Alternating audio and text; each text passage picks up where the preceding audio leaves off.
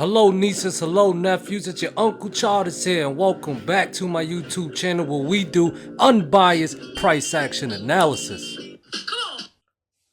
Beautiful trading day in the S&P 500 once again. We got some volatile, decent moves to the upside, and then at the end of the day to the downside, ending with this type of doji looking candle here, guys. We got a big body red candle from last Friday, followed by a doji. We got to be careful when we see candlestick patterns like this, because you guys know about the evening star pattern, which is a bearish reversal pattern.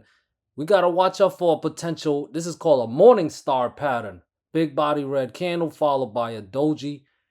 If this morning star pattern plays out, guys, it could be a big body green candle for tomorrow. But before we get to that, guys, what I gotta address today.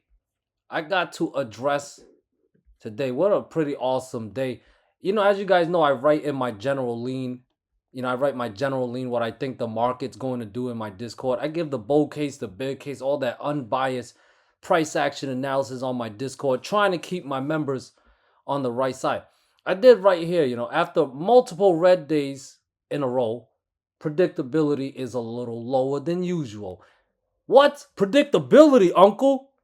Yes, I said predictability. Okay, sometimes, you can make some predictions in the market. It's not based on the crystal ball, though, like a lot of these people think. Oh, I got psychic powers. Market's going up or down. No. When I make my predictions, I refer to them as general leans, but it's more based on statistical edges. Statistical edges. That's a mouthful. Okay? I try to give the highest probable general lean based on probability, the highest probable setup and all that stuff. So it's not predictability based with the crystal ball. It's just, math. Math. Anyways, I put here, while there is a risk of a relief bounce or even a short squeeze, market can always choose to chop.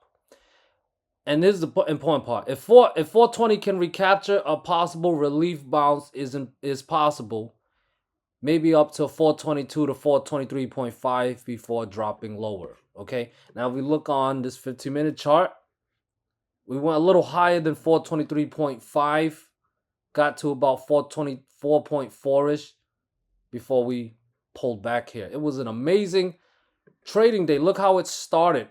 It was gap down, and then it dropped low on the first candle right here, breaking down a support. I did not play that. Thank God I did not play that. My son was sick this morning. I had to give him medicine. So my son saved me. But it broke down, and then the next candle you guys can see here. Thank God I did not play this setup, but it gapped down. Broke below support, and then the next candle, it recaptured right there where that blue candle was pointing. The second blue candle was pointing. Recaptured my 418.2 level. That's a fib level. If we take our fib levels from March 2020 low all the way up to all-time highs, we'll have a fib level around 418.2-ish. So that's where that level comes from. False breakdown setup. I didn't play that level because I was busy. However, like I always say on this channel, when you miss one setup, you catch the next ones. These setups are a dime a dozen. They're like buses. There's always another one. And what happened? Boom! Right there. Cleared the 420 level. At a resistance level at 420. I wrote it in my Discord. 420 cleared here. Put in 422 in play. That was, we played level to level. Now, alerted the group. 420 cleared, and boom, gave us a nice level to level move up to 422. Right? Nice level to level move. You guys can even see on this lower candle, we cleared 420. It pulled back. Look at this candle at 10:30. Back tested that 420 level as a support. Found buying pressure. Confirming the breakout. Hit that next level, 422. Beautiful. And then what happened? We cleared 423. Uncle Charles wrote in his Discord. SPY is still overall bearish on the higher time frame. But as sheeps, we can make money on the relief bounces too. This is how a sheep counter trend trades. Ooh, it was a beautiful day to counter trend trade. Anyways, I wrote here 422 cleared, put in the next target and play. Every time there's a setup, I alert the group in my Discord. Boom! Alerted that. And look at this beautiful move to the next target at 423.5. Gave us a little extra up to 424.4. And did we have to call a top? No, we did not, because look what happened. Look what happened. Look what happened here. I'm gonna change the color to this one to orange. Look at that. We did not have to call a top. I had a 423.5 level. We cleared it. And boom, we broke it back down. Right where I'm pointing at with my orange line. False breakout setup. It was beautiful. Holy moly. And that false breakout setup led to a nice level-to-level move. Bounced into the 422 level at first. Dead cat bounce. Broke down 422. Heading close. Just a few cents off of my 420 level. Sheep style trading. Level to level. Up, down, around. It don't matter. We played the setups. Why? Because we are sheeps. We are followers of the price action. We're not followers of Uncle Charters. We're followers of the price action. You feel me? All right, now let's go back to the daily chart, okay? Let's go back to the daily chart.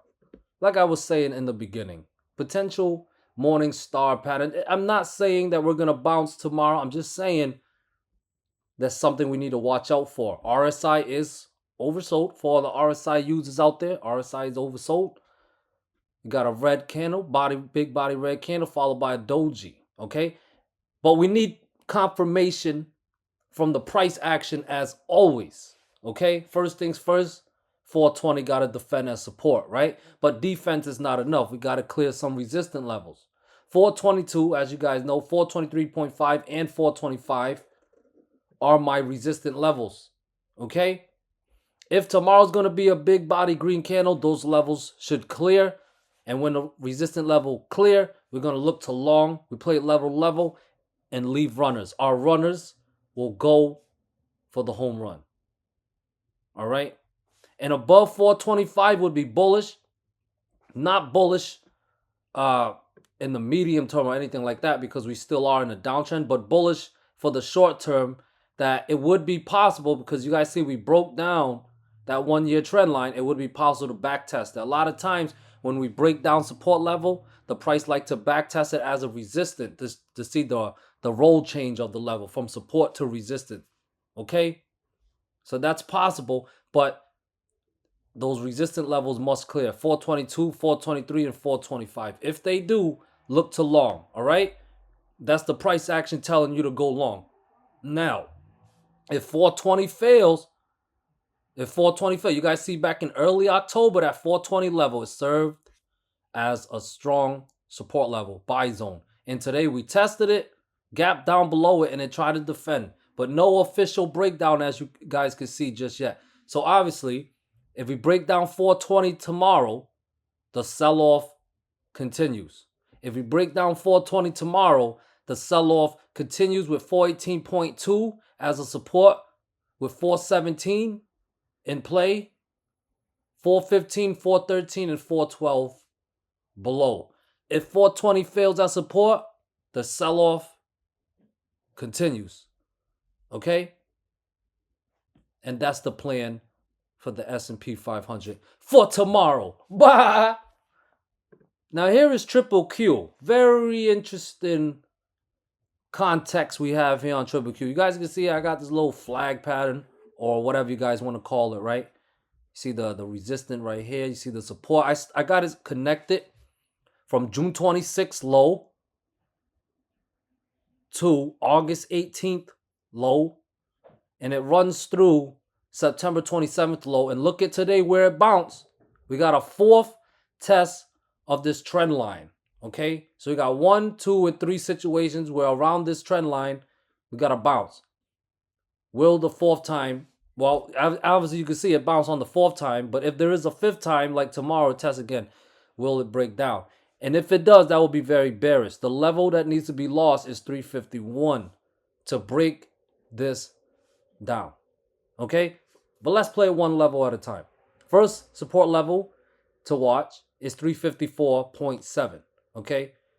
We recaptured it today. So if 354.7 is lost, that recapture is a false one. Another form of a false breakout, if you will. And that will put lower targets in play. 353 and 351. Below 351 is a breakdown of this big flag, putting lower targets in play. 349, 347, 345, and so on. All right? That's the bear case. The bull case, if it's above 354.7, that's a good start for the bulls. And if it clears 357, 359, and especially 360.3, that will kind of be bullish, especially above 360.3. That'll be bullish. Look to long if it does. Don't argue with the price action. Put in 363.7, 365, 366.5, 368, and 370-ish in play above. All right. IWM. Holy moly, look at that sell-off. If we're going to get some bullish defense or bullish action, it got a clear resistance as usual. All right. That 160, what is that? 166. Yeah, 166. That's the previous gap way back in 2020. So yeah, 166 is a level I got. With 167.5, that's a fib level. 169. What we have here? 171 and 172-ish. 172-ish 0.2. Okay, 172.2 in play. Bottom line is, it needs to build some momentum. It needs to get above 166 and 167.5. Otherwise, as long as below 166, more downside is possible with 164.5 as support, then 162.5 and 160 below. All right. Tesla, it gave us a new low, but it bounced around this 1.618 fib level. I had it at 204.5. The actual low was 202.5. It's actually another support level that I have. Okay, and it bounced. Managed to avoid a breakdown of the 1.5 fib level, which is at 211.4. So as long as above 211.4, bulls have a chance to play some defense and avoid downside. If it breaks down, obviously, more downside incoming. But if it's above 211.4, watch the next resistance at 214, 216, 217.5-ish, and 218.3. All right? Gap fills at 220. Those are resistant levels. Please add them to your charts. It's easier when you can see them, okay, on the charts. Yeah, look to long if they clear. Relief bounce if they can clear. The main critical level, though, that bulls really need to clear is 218.3, and especially 220 to gap fill. If we can break out those levels, we can get a bigger bounce. Maybe back up to 227 is possible, okay? But overall, if it breaks down to 11.4, sell-off continues. Don't argue with the price action with 210, 207.5, 204.5, and 202.5 in play below, okay? Apple bounced off two critical levels, right? Right around that 200 daily moving average, that pink line right there. And also fib level, 38 to fib level, which is around 169.9, all right? So critical support zone, 169.5 to 170, all right? We'll make it a zone based on the 200 daily moving average and that fib level. It bounced today. Bulls stepped up where they needed to. If they're going to show follow through tomorrow, 173 and 175 must clear. If those levels clear, bullish, possibly test that 50 daily moving average around 177.4-ish. Then I got a resistance around 179.3. Okay, blue trend line is now sloping down and it's around 180.5. That's the level that needs to break out to end this correction, okay? Now, if we break below 169.5, very bearish. We lose the 200 daily moving average and a critical fib level, and that will put 167.6 in play first, previous low from late September. And if that fail, then guess what? Gap fill at 165.8-ish in play with 162.7 and the next critical fib level at 161 below. All right. NVDA, beautiful price action on NVDA. If you guys like traded NVDA, I do cover NVDA in my Discord. I give the morning plans and an update if it's needed, but it was moving so beautiful today. Pretty straightforward. It just went up. Yeah. But look where it went up though. It bounced from a previous low that I had from mid-September. And it hit almost perfectly off this 23.6 fib level that I got at 431.7-ish. I went a little higher to 432.4. Okay. So tomorrow, if that level can clear, I say 432.5. Okay. If that level can clear, we're going to head up higher, in my opinion, to 437.5 is possibly to backtest this orange trend line that I got here. I'll zoom out for you. Orange trend line. See that? Test started back in May 2023, August 14th low. Got a third test here, September 18th. All right. Got a lot of reaction from that trend line. It's possible that we retest it and it'll be at 437.5-ish. Okay. But it got to clear 432.5 tomorrow. All right. For this to be a dead cat bounce, got to give us some false breakout setups. Breakdown of 428 would be a good start. To put 425, 423.5, 421, 419, and 417.5 all back in play, okay? Google. We got earnings on Google tomorrow. For what it's worth, price action-wise, it did almost test that 1.382 fib level around 134.8. It went down to 135-ish. Close enough. Bounced. Follow through tomorrow will be to clear 138. It almost cleared it today, but not quite on the daily chart. So if you clear 138 tomorrow, look to long with 140.3, 142, and 143.3 in play, all right? I'd be bearish if it drops back below 136.4 and especially below 134.8. My multi-month trend line is at 133.6s. If that fails, bears take control. All right, guys, AMD back testing this yellow trend line that I got here. Got a little bit of buying pressure, but not much. Look like a hammer candle or something like that. If 98.8, this yellow line is sloping down. I had support at 99.5, but this is sloping down. 99. We'll round it to 98.7, excuse me. Loss of 98.7 would be very bearish. I think we dropped down to 96 and 96.5 zone. Maybe even lower down to a previous pivot low at 94.4. And I got another critical level around 90.8-ish. All right. So if 98.7 is lost, holy moly, could get a lot more bearish. I'd be a little more bullish if we can recapture 101.5. I'll trust going long above 101.5 to put 103 and 105 back in play. Maybe a little higher if this is a higher low. But it looked like it could potentially form the right shoulder. It looked like a head and shoulder form. This is the head, left shoulder. If it is a right shoulder, it could possibly pop back up to 105. We'll see, though. Overall, 98.7 fails tomorrow. Very bearish, guys. Very bearish, all right? Let's end this with the option flow, starting with dark pool order. Most of the order came in at 1.3 billion for SPY, okay, at 421.24. A lot of activities there. And then we got some at 420.5 at 672 mil. 420.72 at 146 mil, if you guys find that worth noting. But main one, 1.3 billion at 421.24, all right? Use it, add it as a support resistance level on your chart.